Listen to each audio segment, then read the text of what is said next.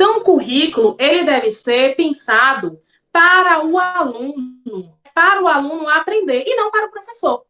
Então, quando a gente produz esse currículo, nós precisamos ter sempre em pensamento que é um currículo que deve garantir a aprendizagem do estudante. Enquanto professor, conhecendo as teorias, conhecendo, né, o que cada aluno ele necessita, é que a gente constrói esse currículo em parceria. O currículo ele não é construído sozinho, é um currículo que deve ser construído em parceria. Então, o currículo é um documento que norteia a prática. Então, enquanto professor, a escola vai construir um currículo e esse currículo vai nortear a minha prática. Eu não posso, enquanto professor, trabalhar na minha sala de modo isolado, sem pensar no contexto inteiro da escola. Então, é por isso que existem, né, que existe o currículo e esse currículo ele vai nortear a prática do professor. Bom, o currículo ele diz respeito à organização escolar. Dessa forma, o currículo é uma construção social do conhecimento, pressupondo a sistematização dos meios para que esta construção se efetive. Trata-se da seleção dos conhecimentos historicamente produzidos e construídos e as formas distintas de assimilar. Primeira coisa que eu gostaria de pontuar aqui: currículo é uma construção social do conhecimento. O que isso significa? Que não existe neutralidade no currículo. E o currículo ele é intencional. Se eu não aponto a intenção do meu currículo, que é a aprendizagem dos meus estudantes, esse currículo ele é falho. Então, o currículo ele não é neutro. O currículo ele faz parte de uma construção social. Jesse, eu vou colocar assim o slide na plataforma. Inclusive, eu estou gravando, gente, a aula aqui. À medida que eu estou falando, ela também está sendo gravada. Eu comecei a gravar há pouco tempo, foi porque eu acabei esquecendo no início de fazer essa gravação do iníciozinho. Mas aí, no final, eu vou retornar o slide inicial para as pessoas que não assistirem a aula aqui nesse momento ao vivo, terem a possibilidade de assistir essa aula depois. Eu não é injusto, né, não permitir que todo mundo tenha acesso ao conhecimento e a esse material.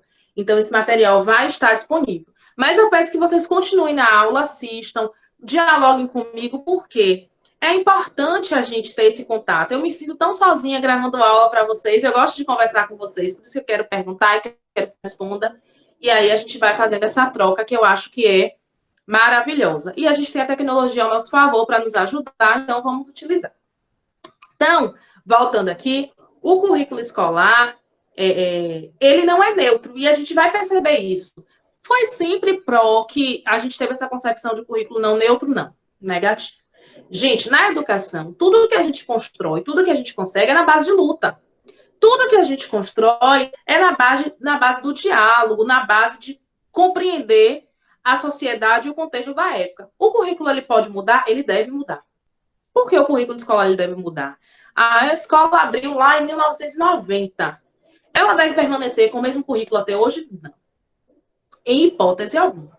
Por que ela não deve permanecer do mesmo jeito? A escola ela não é estática. A sociedade muda. Se a escola está preocupada na formação cidadã, reflexiva, se a escola ela deve estar preocupada com o mundo do trabalho, esse mundo do trabalho mudou. Então, o currículo ele também precisa mudar. Ele precisa ser pensado a partir, então, do contexto vigente na época. Aí eu trago aqui uma diferença assim, que é necessária: currículo versus matriz curricular. E aí vou falar uma coisa aqui também, viu, gente?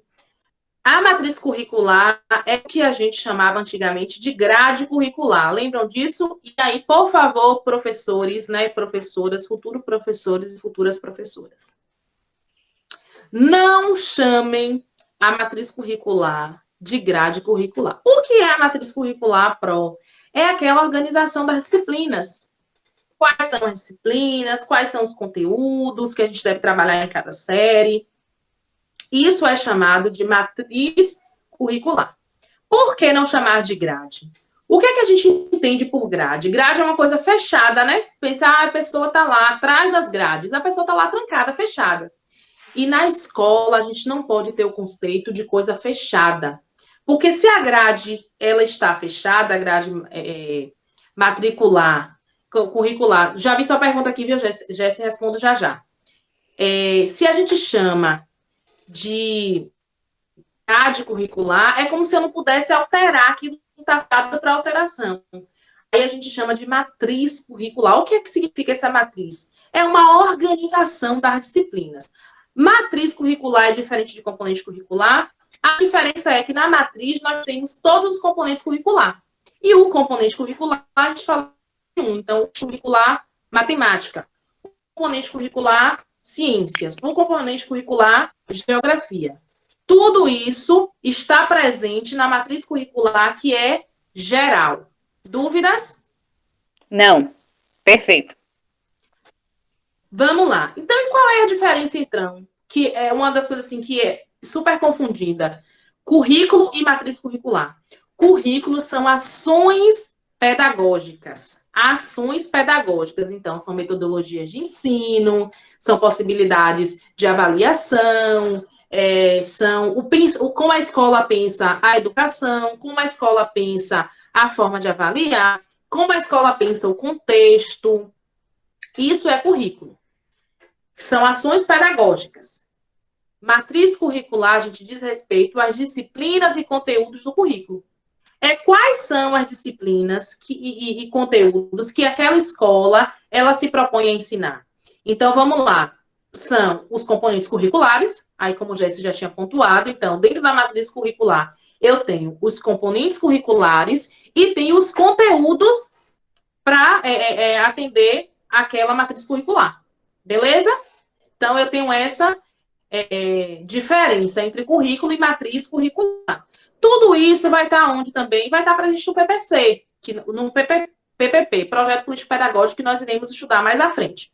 No entanto, agora a gente vai falar apenas essa diferenciação entre currículo e matriz curricular. Há diferenças, e aí a gente já viu quais são essas diferenças. E aí eu vou passar, gente, para a discussão agora das teorias de currículo. Lembra que eu falei que o currículo ele não foi construído por apenas um autor, não existe um único tipo, uma única forma de pensar currículo? É nessa perspectiva que, então, nós iremos conhecer quais são as teorias de currículo.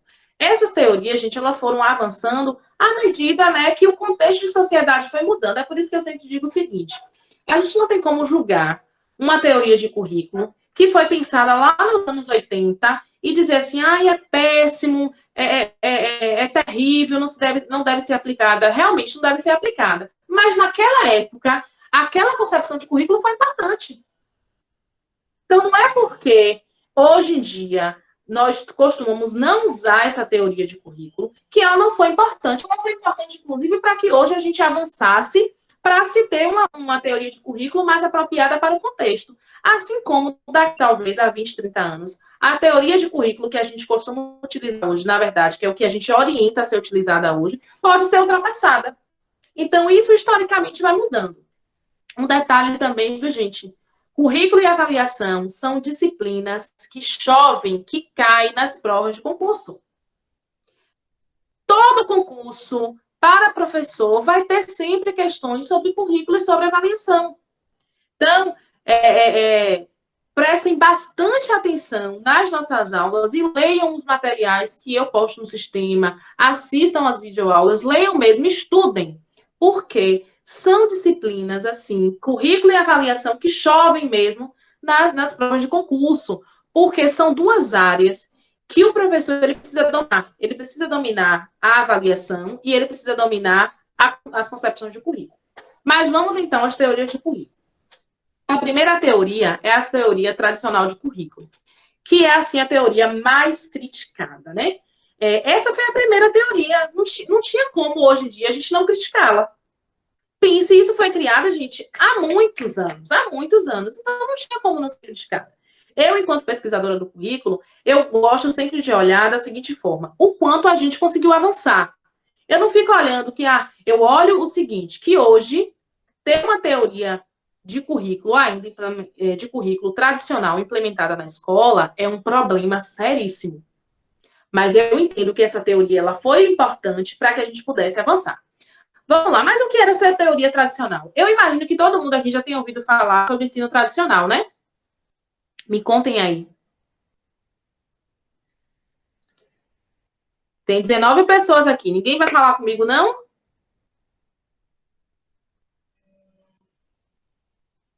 Sobre a escola tradicional. Cadê? Zé tá por aí? Zé deve ter estudado em uma escola tradicional no período. Não estou te chamando de velho, não, viu, Zé? Gente, Oi, tô ouvindo, Pro. e aí? Levando em Escola consideração, tradicional, que lindo. levando em consideração esse esqueminha que tá aí, o pouco que a gente, né, ouviu, viu, viveu em relação à teoria essa teoria tradicional, é aquilo que basicamente se fazia há anos atrás, em que o professor realmente detinha todo o conhecimento, eu tinha que receber sem questionar, e ao final eu teria que ser avaliada por uma avaliação escrita de preferência, onde no final eu teria um resultado, uma nota que mais ou menos provaria o meu desempenho naquela matéria, né? Naquela época, eu acho que na medicina nessa tradicional seria matéria e não disciplina que hoje, né? A gente tem. É mais ou menos essa a noção de que eu tenho. Tradicional mesmo que o domínio estava na mão apenas do professor e o aluno seria apenas o Perfeito. receptor. Um dava e o outro recebia sem haver o feedback que hoje existe, né? De eu dar o meu retorno, a minha opinião. Perfeito. Exatamente, Jéssica. E quando eu falei, Zé, você deve ter estudado, mas eu também estudei, viu, gente?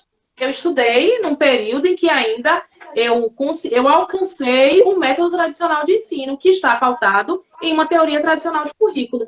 E o que é isso? É aquele, como o Jesse bem pontuou, o ensino tradicional. O currículo tradicional, ele associava as disciplinas curriculares a uma questão puramente mecânica. E por que nesse período a educação era pensada desse jeito? Gente, a gente não tem como separar a educação do contexto social. Eu não tenho como separar isso. A educação não é algo à parte do contexto social, ela está presente e as teorias educacionais, elas emergem, elas surgem a partir dessa concepção desse contexto de sociedade. E naquela época, o modelo de administração que era vigente era a época do Taylorismo. E aí era bem naquele processo da Revolução Industrial, em que nós tínhamos, né, a substituição, que era a produção por etapas, e o homem era uma máquina, apenas mais uma engrenagem no meio daquele processo, e que o homem ele só fazia reproduzir. Se alguém já teve a oportunidade aí de assistir o filme Tempos Modernos, de Charlie Chaplin, é um filme que ele fica apenas apertando uma engrenagem em uma fábrica que é enorme e ele só conhece aquilo ali. Então, é um trabalho repetitivo. Ele memorizou e ele repete aquilo o tempo todo. Naquele período, as pessoas elas precisavam ser formadas apenas na técnica. Tem alguém com o microfone ligado aí. Deixa eu ver quem é. Jéssica. Sou eu.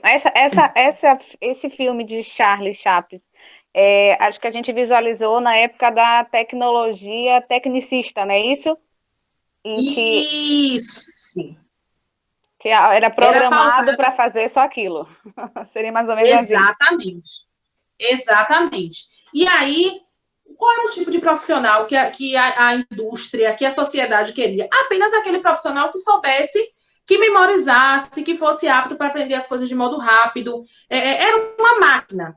Com isso, o professor era aquele que dominava o conhecimento. Nessa concepção de currículo, o professor ele domina o conhecimento, é ele que é detentor do saber. O aluno ele apenas recebe esse conhecimento, então o aluno ele não questiona, o aluno ele é passivo, então ele só recebe as informações e depois de receber essas informações ele só precisa memorizar e repetir.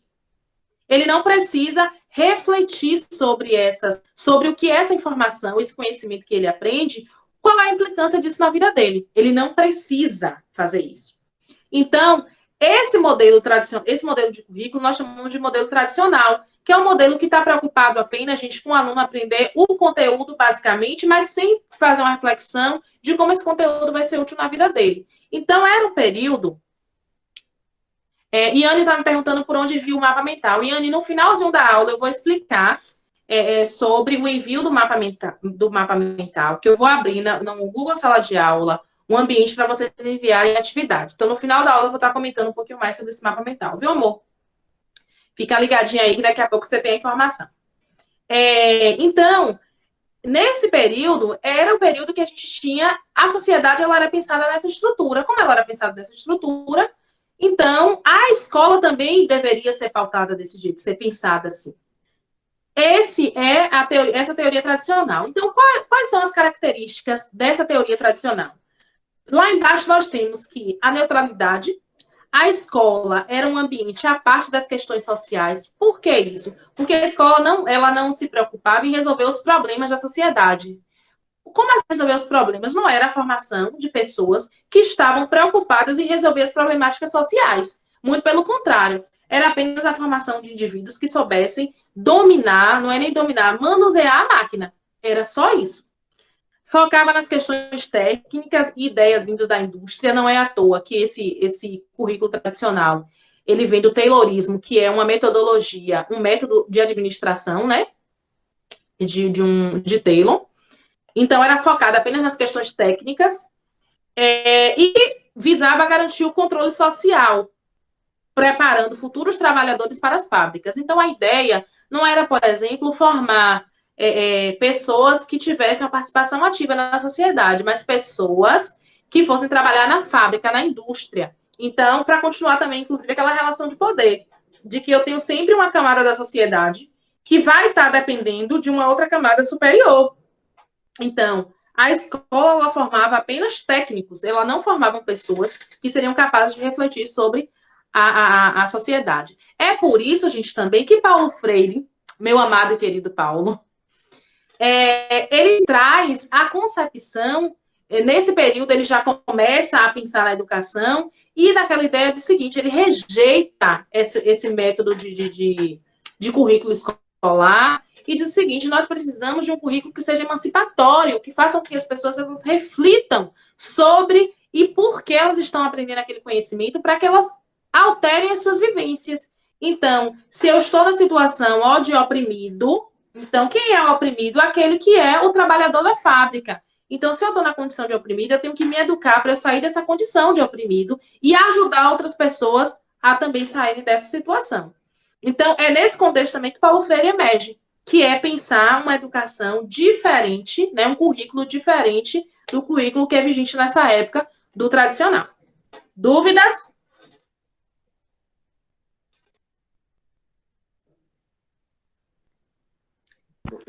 Oi, Pro. Oi. Desculpe, naquela hora a gente até tentou participar, mas eu estou em duas aulas, né? Estou nessa aula aqui, só rapidinho, e estou em outra aula no curso de Ayurveda, e daqui a pouquinho, tipo 10 horas, eu vou precisar desligar, porque eu sou a responsável de fazer a gravação da aula. Então, eu utilizo esse celular que eu estou participando aqui com a senhora para gravar a aula.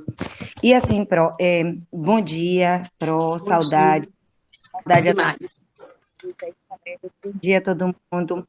Então, Pro, eu particularmente sou uma lutadora assim, por uma educação, a educação que Paulo Freire prega, né, que é a educação com amor.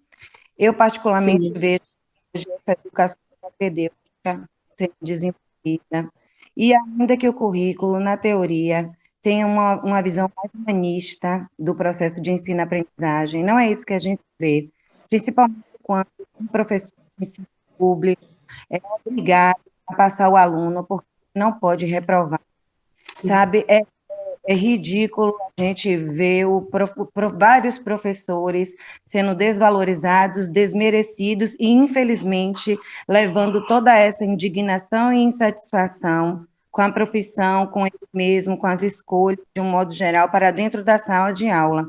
E tudo isso é o que é ensinado. São Paulo diz que ele não quer que a não acabe, ele quer um dia. Então, a gente percebe exatamente isso na sociedade. Muito que, por conta da falta de rédea e de algumas regras e disciplinas que eram mais exigidas anteriormente, as pessoas eram obrigadas a seguir. Hoje, por conta assim, da liberdade, eu acho ótimo que a gente tenha essa liberdade, mas, infelizmente, essa liberdade ela não está sendo bem utilizada, assim, na minha opinião. Sim. Concordo, Sani. E muito disso, dessa não ocorrência, né, das teorias que a gente tanto discute, e aí na educação as pessoas costumam dizer o seguinte: são tantas teorias, mas que elas não acontecem no chão da escola, justamente às vezes por conta de uma formação de professores mesmo ausente. O professor ele se forma e ele não continua a sua formação, não exerce a formação continuada e continua nos moldes ainda de quando ele se formou. Então, como a educação ela é cíclica, ela é dinâmica, se eu me formei lá nos anos 90 e até hoje eu continuo ensinando do mesmo jeito, eu não acompanhei a evolução da sociedade. E a educação, ela precisa acompanhar essa evolução da sociedade. Muitas vezes, não é o professor que não procura a formação, é inclusive o próprio sistema que não te dá a oportunidade de fazer formação. É uma das coisas que eu sinto muito falta na rede pública. É isso. A rede pública ela não investe na formação continuada do professor. Se não investe na formação continuada do professor, o que que tende a acontecer? Esse professor, a escola, a sociedade muda, e o currículo muda, e esse professor continua ainda com o pensamento dos anos 70, dos anos 80, dos anos 90. Então, esse é um grande problema dentro do campo educacional, e para mim, eu sempre falo que os maiores problemas na educação, elas estão voltadas para a formação do professor. Então, não adianta eu criar diversas estratégias de ensino se eu não formo esse professor para utilizar. Perceberam? Eu também, Pro, que a gente tem um outro problema. Na educação infantil. A gente espera que o aluno... Para que ele deveria ter, principalmente, morais. E esses valores, eles, infelizmente, estão se perdendo ao longo do tempo, e eles não são empregados desta opinião. Eles deveriam ser durante os primeiros anos de ensino fundamental, e ele deveria seguir. A gente devia estar o tempo todo trabalhando o que são valores éticos e morais, e como isso e de que maneira você pode empregar isso nas suas relações sociais e interpessoais, de um modo geral. Isso, perfeito. E aí, Sani, que é o momento que a nossa área, enquanto profissionais da educação e futuros profissionais, o currículo, ele deve ser uma adaptação do nosso contexto. Então, as escolas, elas têm autonomia para fazer a inserção, inclusive, dessas discussões no seu currículo. Ela tem condições de fazer isso. E quando isso é ausente, isso acaba realmente fazendo com que a nossa área ela se enfraqueça, fazendo com que a educação ela não aconteça de forma emancipatória. Infelizmente. Agora, é o que eu sempre disse. Na educação, as coisas elas são assim realmente muito na base da luta e do diálogo. Então, enquanto futuros profissionais da educação, a gente precisa, ao chegar no chão da escola, não ser mais um. É o que eu costumo dizer sempre. Eu não posso ser mais um no chão da escola. Eu preciso realmente lutar para fazer a diferença. Nós temos escolas modelos e nós temos escolas exemplos, diversas, temos. Mas nós temos ainda um grande número de escolas, que pensam o seu processo educativo de modo ainda muito tímido, de modo muito ainda não avançando no que diz respeito ao quanto a sociedade ela tem mudado.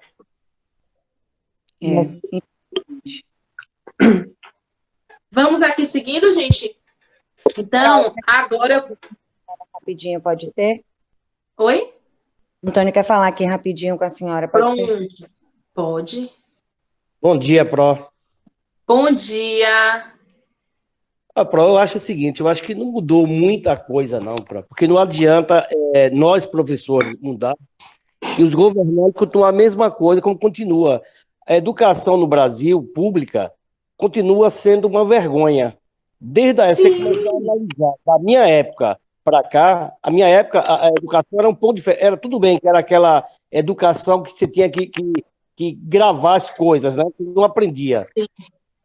Mas hoje é a mesma coisa, porque o professor vai se qualificando tudo, mas não adianta que os governantes não se qualificaram. Bota pessoas no governo que não tem nenhuma qualificação. Então, a educação continua sendo aquela educação mesmo. Sem nenhum respeito. Até começa a ver a diferença da educação pública para a privada. É Sim, completamente muito diferente. Não tem não. Porque a privada tem os Mas é cheio de proprietários gordura. têm aquela coisa para melhorar o Fizer água para vocês. para atrair mais Eu não alunos, sei para como é que gastar dinheiro. é frita. A pública não, a pública assim, você Você faz entrou, para é vocês, mas professor, faz um vai filé para mim. receber abaixo, Só um segundo, entendeu? Zé. Arroz Rafa, seu microfone está aberto. Rafaela, seu microfone está aberto. Ai, desculpa. Desculpa, pronto. Por favor, Zé, continue. Como é que desbloqueia? Como é que... Clica na tô tela e vendo, tô tem uma vendo. câmera. Apareceu aqui. Peraí. Sempre Rafaela, sempre Rafaela. Olha, nada disso, eu sempre, Rafaela, não. Eu tô aqui de olho, viu? Tô aqui vendo tudo. Daqui a pouco eu começo a discussão. Viu, seu Zé? Zé, deixa eu te falar. Eu acho que continua a mesma coisa, a educação não mudou muito. Por que não mudou? Porque os Pouco a gente governantes avançou. não têm nenhum interesse que mude, professora. Na realidade é isso, os governantes não querem que mude muita coisa. Para Claro, continuar é porque existe, gente, a sociedade, a nossa sociedade é capitalista, né, gente? E o sistema capitalista, ele impõe isso, que a gente precisa ter uma parcela da sociedade, não vou chamar de burra, não, gente, mas uma sociedade leiga e uma sociedade que domina essa população leiga. O que é que acontece?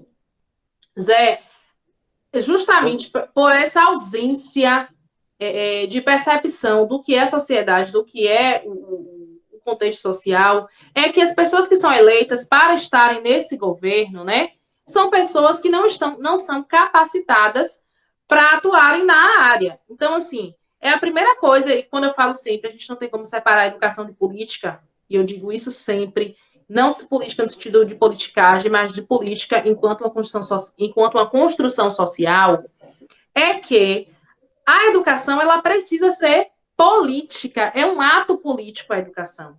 Precisa ser um ato político. Para a gente, inclusive, para que a gente consiga, inclusive, compreender que a eleição, o voto, é uma coisa importante que vai ter sérias consequências para a nossa vida cotidiana, inclusive na educação.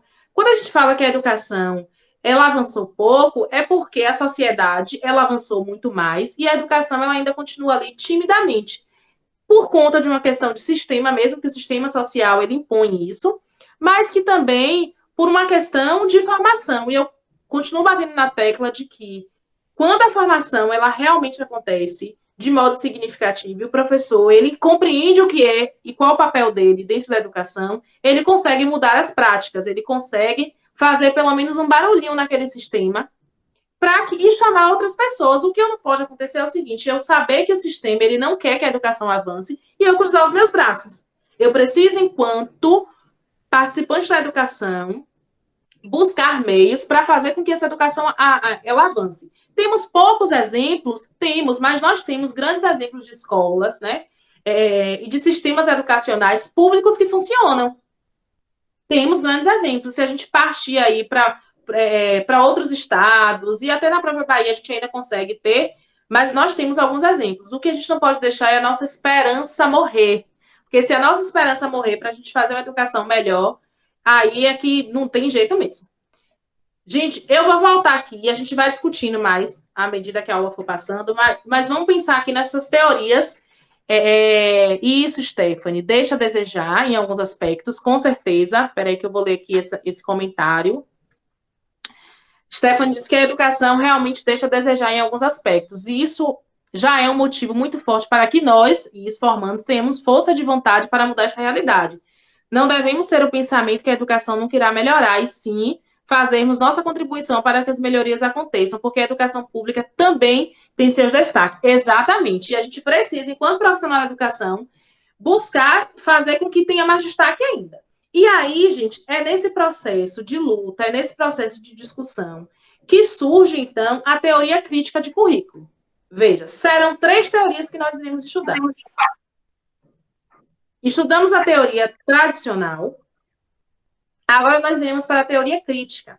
Na teoria crítica de currículo, essa teoria, né, emerge a partir das concepções teóricas de Karl Marx, né, as teorias marxistas, e também dos ideários da chamada teoria crítica vinculadas a autores da escola de Frankfurt.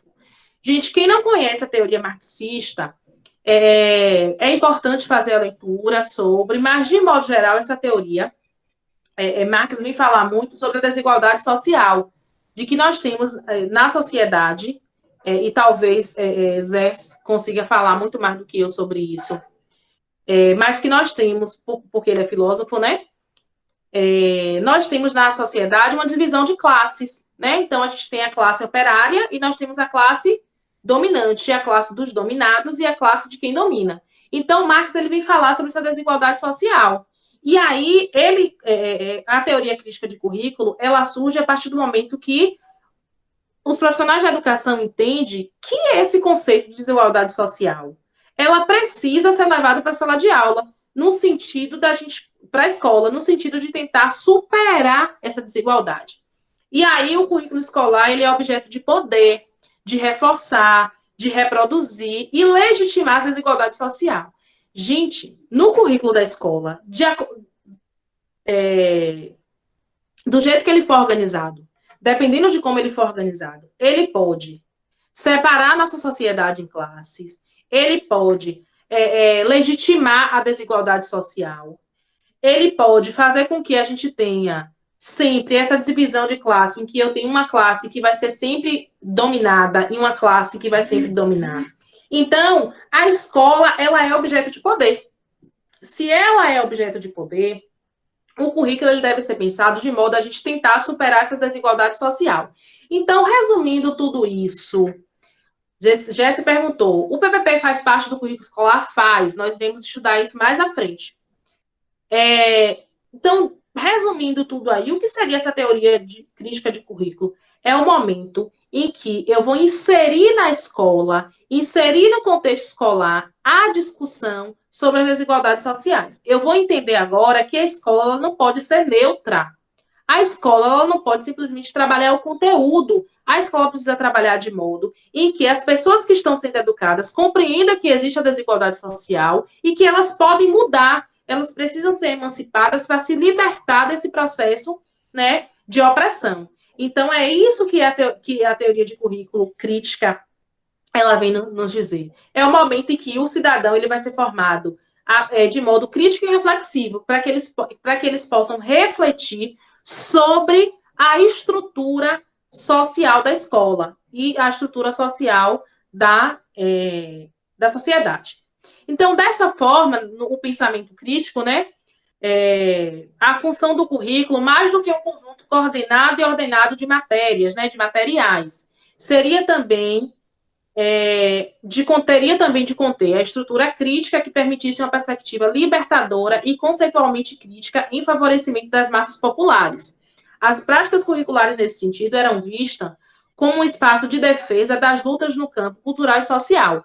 Então, eu precisava estar na escola para aprender, mas não apenas para aprender conteúdo. Eu precisava estar na escola para aprender conceitos que me auxiliassem a viver em sociedade de modo a tentar superar aquela situação de desigualdade social.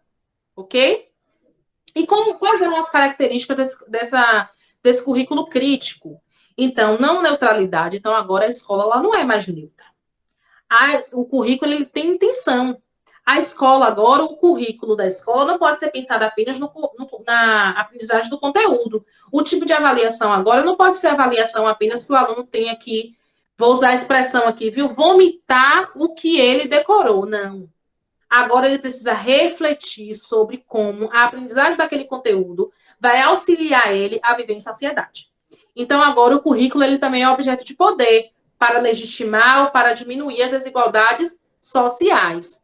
E os estudantes, eles são atores e não reprodutores. Agora, ele apenas não recebe a informação. Agora, eles precisam utilizar aquela informação para melhorar a sua qualidade de vida. Então, agora, ele não é apenas reprodutor. Antes, na teoria tradicional, ele só reproduzia o que ele aprendia em sala de aula. Agora, não. Ele é autor, ele é produtor desse conhecimento. Então, é por isso que Paulo Freire ele traz aquela concepção de que ensinar não é transferir conhecimento, é criar condições, né, criar possibilidades para a construção desse conhecimento. Então, agora o aluno ele apenas não recebe a informação, ele vai ajudar a construir esse conceito, né, o conhecimento, ok? Depois da teoria crítica, nós temos as teorias pós-críticas. Então, nós temos a tradicional, a crítica e nós temos a pós-crítica. Gente, A teoria pós-crítica, ela surge, é a teoria mais recente, a partir da concepção de multiculturalismo. O que é o multiculturalismo, né? O multiculturalismo, ele entende que nós temos diversas culturas. Está passando um caminhão aqui agora. Deve estar fazendo barulho para vocês. O multiculturalismo, ele entende que existem diferentes culturas na sociedade. Então, a gente não tem apenas um único contexto. O contexto, ele é diverso, ele é variado. Então, entende o seguinte, que mais do que a realidade social dos indivíduos, era preciso compreender os estigmas étnicos e culturais, tais como racialidade, o gênero, a orientação sexual e todos os elementos próprios das diferenças entre as pessoas. Então, as pessoas são diferentes, elas têm culturas diferentes. Isso é multiculturalismo. Nesse sentido, era preciso estabelecer o combate à opressão dos grupos semanticamente marginalizados e lutar por uma inclusão do meio social. O que é isso? É a inserção, então, no currículo, não apenas, né, como Marx lá propõe, como a teoria crítica propõe, de estudar desigualdades sociais, de levar o estudo da desigualdade social para a escola. Agora, a gente precisa pensar no multiculturalismo, nas diferentes culturas, nas questões étnicas, nas questões de gênero, nas questões de raça, na diversidade. Entende-se o seguinte, o meu público ele é diverso, a sociedade ela é diversa. Eu não tenho apenas pessoas, não só tenho homens, não só tenho mulheres, não só tenho heterossexuais, não só tenho homossexuais. Eu tenho uma sociedade que ela é mista, ela é heterogênea. A gente tem, né, diferentes grupos sociais.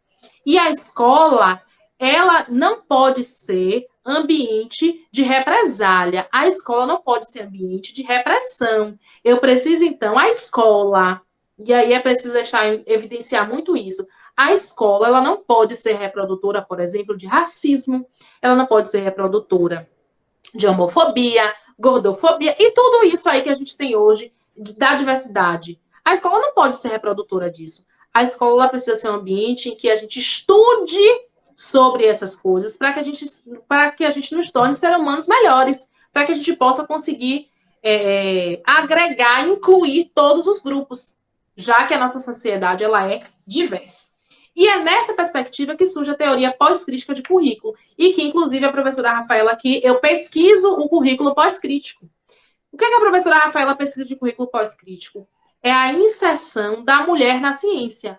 Ora, a mulher, antigamente, né, ela era caçada como bruxa, toda mulher que se envolvia na ciência era caçada como bruxa, nós fomos queimadas em fogueiras, né, e tudo mais. E isso era uma perseguição da figura feminina na ciência. E isso trouxe sérias consequências, inclusive ao fato da gente ser vista como objeto do lar apenas. Então, a mulher, existia uma época que a mulher não podia ser professora e tudo mais. Então, assim, nós éramos feitas para o lar.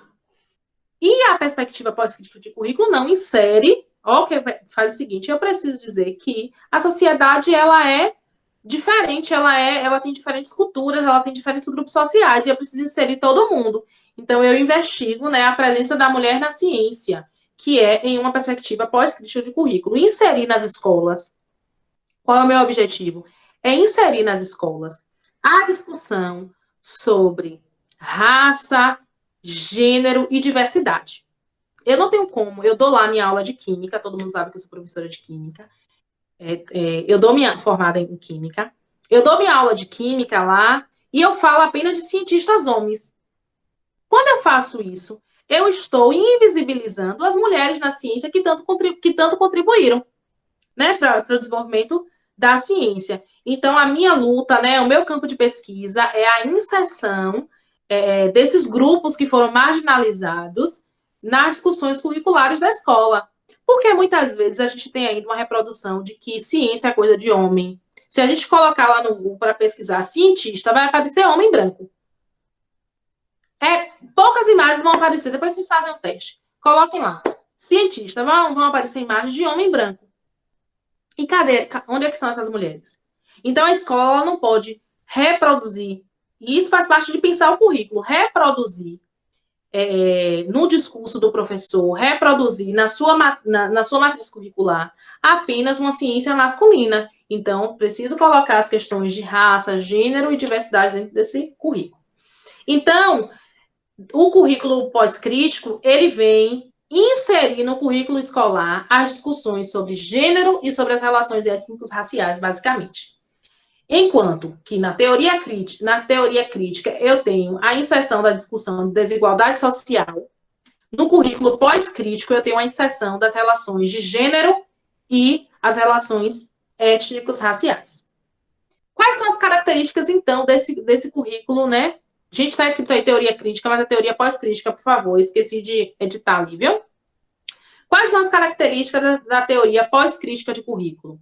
A não neutralidade, assim como na teoria crítica, o currículo é intencional. O multiculturalismo. O que é que muda da teoria crítica para a pós-crítica? O multiculturalismo, que é a inserção das discussões de gêneros e as questões étnico-raciais no currículo. Então, a teoria crítica e pós-crítica, elas são muito parecidas, muito parecidas. O que muda é que na teoria pós-crítica nós temos a inserção das questões de gênero e das questões étnicos raciais dentro desse currículo, ok?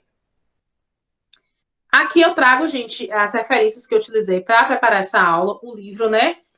Faltou colocar aqui na referência também Casimiro Lopes e Elizabeth Machado, desculpa, esqueci de colocar, que foi o livro de Tomás Tadeu da Silva, que foi quem no Brasil começou a inserir as discussões sobre currículo.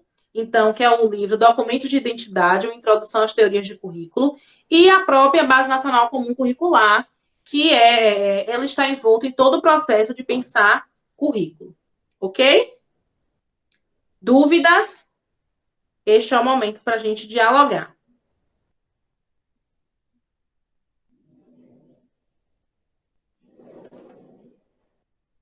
Gente? Oi, Pro.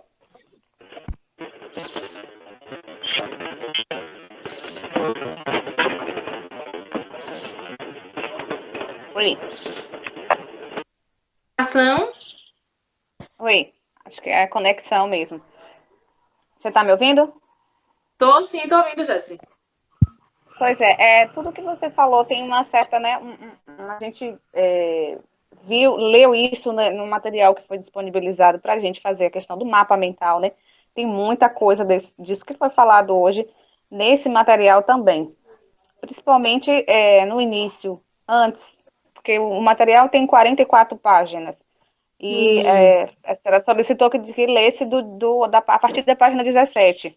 Porém, também no início, a partir da primeira folha, já tem algumas citações em relação a isso, a questão do currículo, principalmente, né, da forma de divisão dos currículos. Isso, Jéssica, aquele material, porque eu mandei vocês lerem só da página 17. Na verdade, aquele material é uma coletânea que foi lançada pelo MEC e que tem outros materiais que vocês irão ler também. Então, no início, ele traz um resumo de todos os materiais que foram publicados naquela coletânea. Vocês, inclusive, irão ler um outro, que é o da Nilma, que é Diversidade no Currículo, se eu não me engano o nome. Oi, Leide, que bom que você está aqui.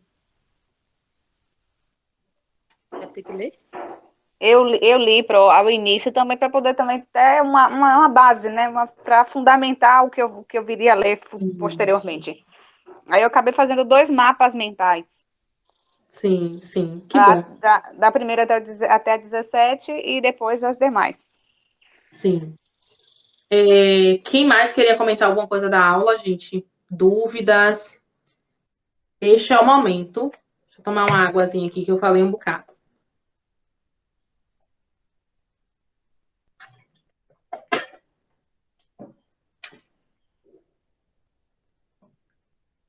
Ninguém mais quer falar? Vocês falam tanto na sala de aula.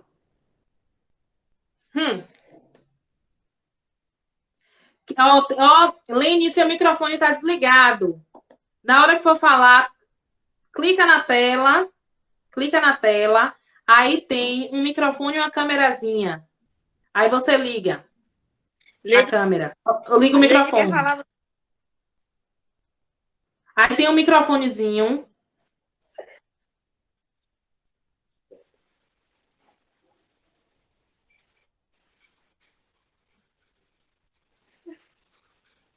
Conseguiu, não?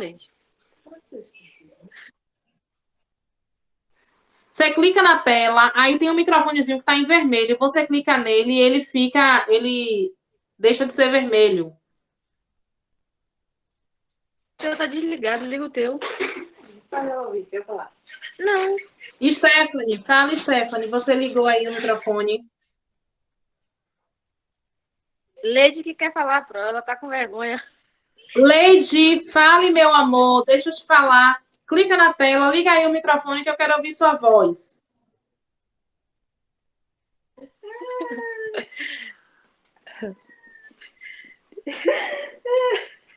Gente, ó, então vamos lá, porque a gente não pode perder tempo aqui. Olha, eu não estou na minha turminha lá de pequenininhos, viu? Todo mundo aqui é autônomo, todo mundo vai ser professor, então todo mundo vai ter que falar muito, mesmo que seja para a câmera do celular, mas vocês estão me ouvindo, isso é maravilhoso. Então, a gente precisa compreender essas concepções de currículo, porque nós iremos ajudar a construir os currículos. Depois nós iremos ver como é que o currículo está dividido. E aí, Jéssica perguntou, o PRO e o PPP faz parte do currículo. Tem uma imagem que eu vou trazer para vocês apresentando. Onde é que está a BNCC? Onde é que está o PPP? Onde é que está o plano de aula? Onde é que isso tudo está presente? Então, de início agora, eu queria apresentar essas teorias de currículo. Eu vou apresentar na próxima aula agora. Esqueci a palavra. Agora fugiu o nome da palavra.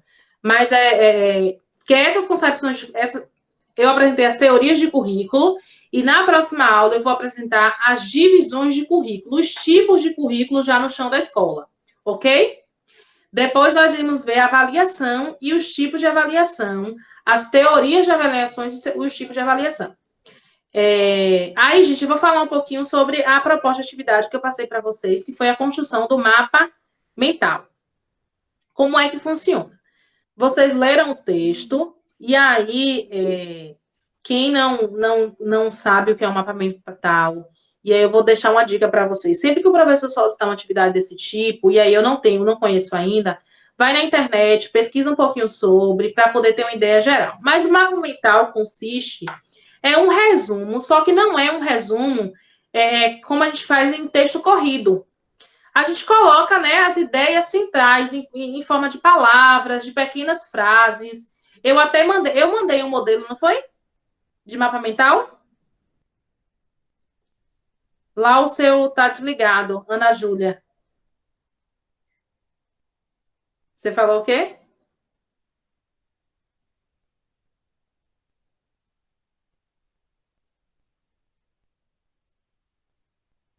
Lau não tá conseguindo ligar o microfone. Oi, Pro. Oi, sim. Oi. Você falou. A senhora chegou a mandar esse modelo mesmo. Pronto. Então, é naquele modelozinho ali que a gente tem uma palavra central. E aí, por exemplo, a palavra central pode ser currículo e avaliação, já que o texto fala sobre currículo e avaliação. E a partir dali eu vou colocando, né? Vou ligando as palavras ou pequenas frases que explicam o texto. Então, a pessoa que pegar o mapa mental de vocês serão capazes de pegar o mapa e compreender, de modo geral, o que é que o texto diz. Então, a ideia de mapa mental é esse. Eu vou te falar. Algumas pessoas me questionam. Oi? Alguém falou? Eita, tá ligado o microfone. Aí, gente, atenção. O mapa mental vocês poderiam fazer tanto à mão, né? Vocês poderiam fazer à mão. Eu acho bonitinho feito à mão. No entanto, normalmente, né, a gente está fazendo um trabalho acadêmico, normalmente a gente faz digitado. Mas não tem, como é um mapa mental, não tem problema nenhum. E normalmente a gente faz mapa mental na mão mesmo. Faz na mão, aí, se quiser colocar de cores diferentes, enfim, vocês montam a estrutura de mapa de vocês, interligam do jeito que vocês acharem melhor. E aí vocês, se fizerem à mão, vocês irão tirar uma foto. Aí na hora de tirar a foto, eu peço para tentar, né, focar direitinho, para não ficar uma foto embaçada, para que eu consiga fazer a leitura desse mapa. Esta foto vai ser postada no sistema, do mesmo jeito que posta as outras atividades. Vocês poderão postar a foto lá. Eu vou abrir ainda o local para vocês, a atividade para vocês entregarem a atividade. Então, vai ser bem simples. As pessoas que fizeram digitados, manda o arquivo. Uma ideia que eu gosto do mapa mental, ele substitui o fichamento. A gente não ficha o texto para ver as principais ideias. O mapa mental, ao invés de a gente construir as fichas, cada texto que a gente lê, se a gente fizer um mapa mental, quando a gente precisar revisitar aquele texto, naquele mapa a gente já entende sobre o que o texto fala. Então, ele pode substituir o fichamento. Inclusive, mapa mental é uma técnica de estudo e o mapa mental também é uma técnica de avaliação. Depois, quando eu estiver trabalhando com vocês, falando sobre avaliação, eu vou mostrar para vocês como o mapa mental pode ser utilizado em substituição, por exemplo, de uma prova escrita individual sem consulta. Eu pego, né, o conteúdo que o meu aluno vai estudar lá, sei lá. Deixa eu pensar um conteúdo aqui. Estou tentando, não está vindo nada na cabeça. É um conteúdo de ciências, ele vai estar lá trabalhando com ecossistema. Aí o aluno estudou tudo sobre ecossistema e tal. No dia da avaliação, vocês entregam uma folha em branco para ele e faça. Construa um mapa mental com o tema ecossistema. E aí ele vai construir esse mapa. Com isso, você vai conseguir perceber o que o seu aluno sabe realmente sobre ecossistema. Não vai ser uma coisa decorada. Vai ser o que realmente ele sabe sobre o ecossistema. Então, é uma ferramenta que pode ser utilizada como avaliação. Então, existem diferentes formas aí de utilizar o mapa mental. Alguém tem dúvidas sobre a construção do mapa mental?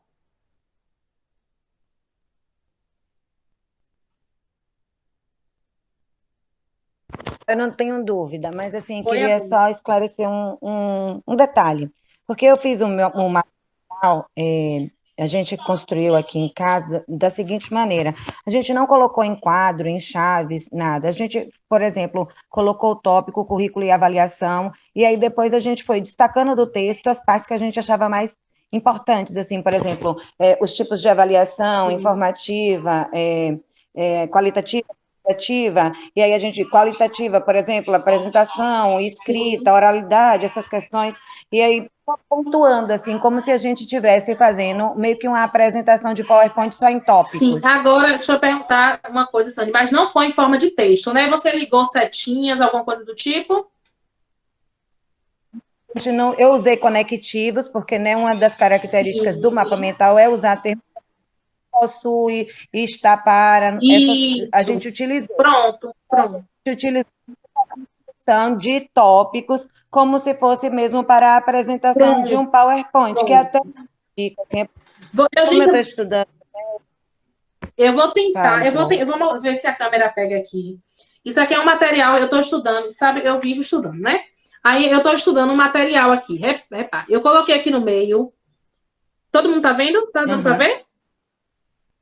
Para ver, sim. Eu coloquei aqui no meio Pimenta, que é a autora do livro que eu estou lendo e que fala sobre saberes docentes.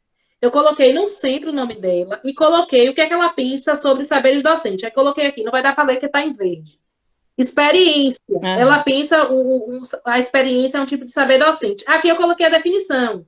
Coloquei o outro. Aí, tá vendo? Coloquei uma outra seta que indica, sabe? Então, eu fui ligando as coisas. Como é um material para eu estudar, eu coloquei as coisas grandes. Mas eu poderia resumir isso aqui apenas em uma palavra ou uma frase. Eu coloquei grande porque é um material que eu estou estudando, estou me aprofundando mais. Então, eu quis colocar a definição. No entanto... Fale. Não, então, é isso. A gente fez assim, a gente pegou exatamente... a gente tirou todas as palavras, como a gente diz assim, as palavras desnecessárias, teoricamente, para o processo de aprendizagem, né? E aí a gente colocou só o que era, por exemplo, dividiu qualitativa, quantitativa, os exemplos de qualitativa e de quantitativa, que é avaliar, medir, o que era mais importante, assim, mais ou menos como você fez esse daí, só que a gente não utilizou o desenho, a gente não fez aqueles não fez. A É gente só, fez, tipo, gente, como o se... desenho é só mesmo no sentido ilustrativo, no sentido de chamar a atenção. Às vezes tem uma coisa que eu quero que chame bastante atenção, eu vou lá, né, e coloco uma expressão que represente a atenção, por exemplo. Então é somente mesmo ilustrativo. Cadê? Tem alguém me mostrando ali também. Porque eu vou ter que desligar, que eu já preciso ir Viu, gravar meu outra, amor? outra live. Tá bom, muito Ó, obrigada por ter participado. Aí eu que agradeço, gratidão, Pro, gratidão, colega. Como é que eu faço para postar um Pro? É isso, eu vou abrir no sistema ainda o espaço lá da avaliação para vocês mandarem. Tá, mas é porque eu vou estar aqui até 1 hora mais ou menos, tá bom? Nessa outra aula e eu só vou poder mandar quando eu acabar. Viu? Não, mas vocês estarão ainda o dia todo de hoje. Eu vou colocar para fechar meia-noite. Tá bem, gratidão, Pro, beijo, fiquem com o Papai do Céu, até próximo sábado. Até a próxima. Jéssica, é isso mesmo, exatamente. Como é que diz? Você falou, eu fiz bem simples, mas fez as conexões. Eu tô vendo aí que você fez bastante conexões. É isso aí mesmo. Aí na hora de tirar foto, gente, tenta aí focar bem para que eu possa enxergar o que vocês escreveram. Ok? Dúvidas? Mais dúvidas? Sobre a escrita desse mapa? Eu ia falar alguma coisa que eu acabei esquecendo. Deixa eu só olhar aqui na minha anotação sobre a aula de hoje.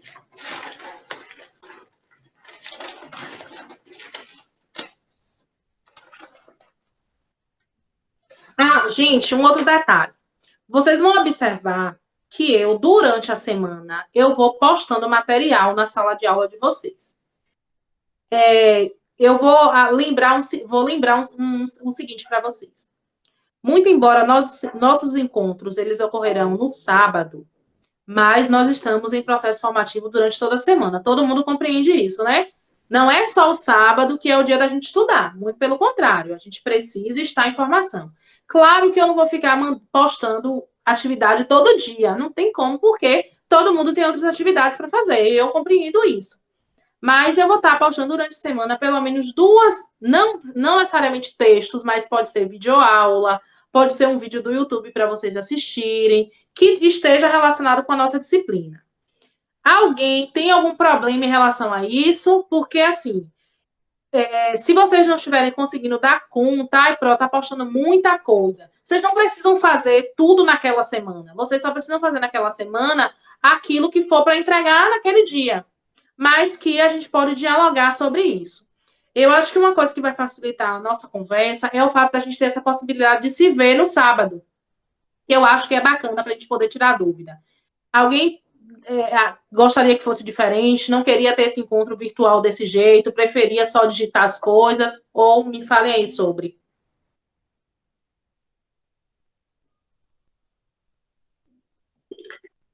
Oi, Pro. Oi, Rafa. Oi, colega. Eu gostei muito dessa plataforma, eu nem sabia que existia. Tô tão por fora da internet também, que eu nem sabia que existia isso, de ficar se vendo várias pessoas ao mesmo tempo. Eu gostei muito.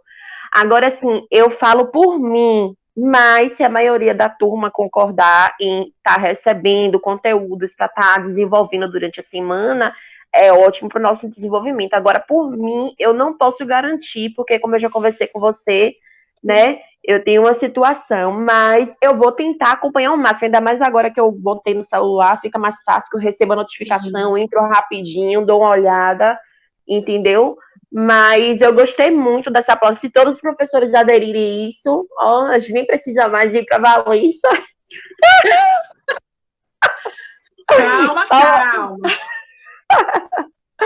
Mas eu gostei muito. Agora eu queria ver minhas colegas, né? Eu tô aqui fuçando aqui tudo, não tô vendo a cara de ninguém, tô vendo só as letras. Como é que vê todo mundo? Tem uma opção, é porque eu não vou conseguir te explicar agora, mas tem uma opção aí. E também não sei se no celular eu não sei se funciona essa opção, mas a gente... No meu celular tá aparecendo, por exemplo, eu cliquei em você, aí tá aparecendo você. E do ladinho Do ladinho tá várias telinhas. Agora eu tô vendo a Lana. Por que a Lana apareceu? Ai, meu Deus, se eu cliquei em alguma coisa. Obrigada, meu amor. Aqui, eu tava com saudade de mim. Tava. De te abusar. Agora, gente, no computador, é porque eu tô sem celular aqui para tirar foto. Eu queria ter, que eu tô usando meu celular e Tomás saiu, tá lá embaixo. Para não me perturbar. No computador dá pra ver todo mundo, né? E eu queria tirar essa foto, eu queria postar essa bendita foto. Vocês me esperam um minutinho para pegar o celular. No print, tira o print do notebook. Print, verdade, mas espera aí, deixa eu ficar aqui. Mas aí todo mundo tem que ficar com a câmera. Cadê, Stephanie? Gente, liga aí a câmera em todo mundo. E aí, eu quero pegar a Ana. Rafa. Prova todo mundo. Fica aqui. Oi, Lau. Aí quem vai falar. Você tá usando pelo celular, é? Eu? Sim. Rafa Luna. Eu tô usando pelo celular, agora eu tô vendo você, mas tá saindo, tá aparecendo, toda hora aparece uma cara diferente. Do lado, onde aparece a professora, você clica em cima, que vai aparecer todo mundo. Aparece do lado das telinhas. É isso, mas como são 14 pessoas, não dá 14 pessoas do lado. Isso só aparece 4 pessoas. Joga pra cima a imagem. No notebook também só aparece 4 pessoas. Joga pra cima. No notebook parece mais. Notebook no meu tá todo mundo. Eu acho que também, mas tem que deslizar pra cima. Aparecendo só 4. Quem tá falando aparece em principal. Aqui, ó. Gente, ó. Desligar. Dá um som. Eu já tirei foto de vocês, todo mundo com a cara assim, ó, borrada. Não, pode tirar outra pra fazer uma pose. Vai de novo, ó. Vou falar, ó. Cadê? Já tô fazendo a pose, viu? Oi. Olha esse print aí, viu? Poxa, Jéssica saiu. Tirou, Rafa? Ainda não. Tem até pose. Calma. Tô organizando aqui. 1, 2, 3 e já. Tirou? Tirei. Só a Yane que ficou. Cadê, Yane? Eu não tô ouvindo, não. Só quem tá com câmera é...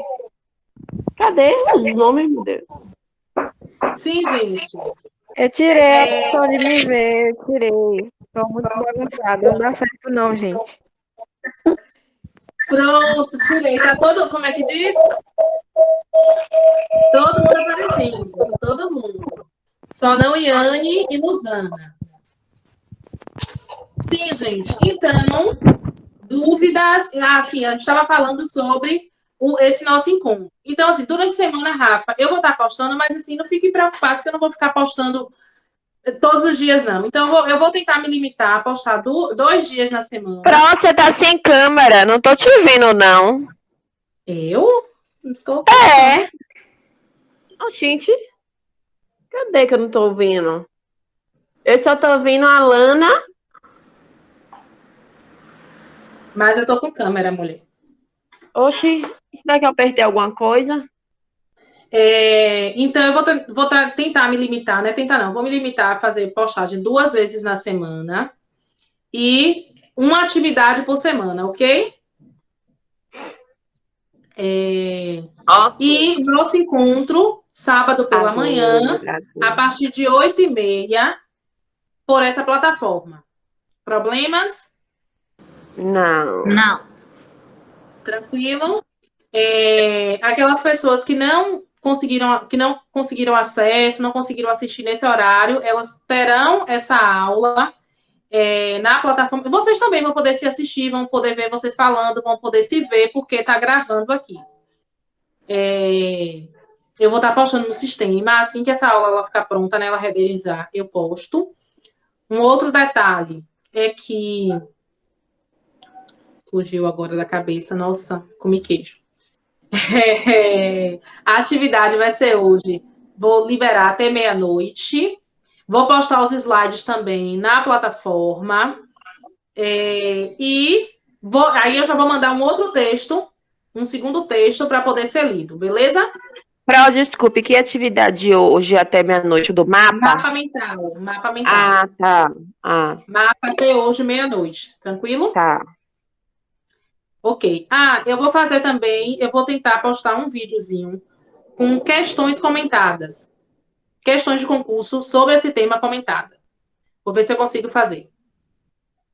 Ok? Tá. Jesse, ainda não está liberado para anexar. Assim que eu encerrar a aula, eu já libero lá, viu?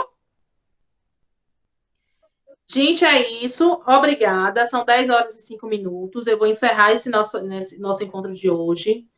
E a gente se encontra nesse formato no próximo sábado e a gente conversa pela plataforma, tá bom?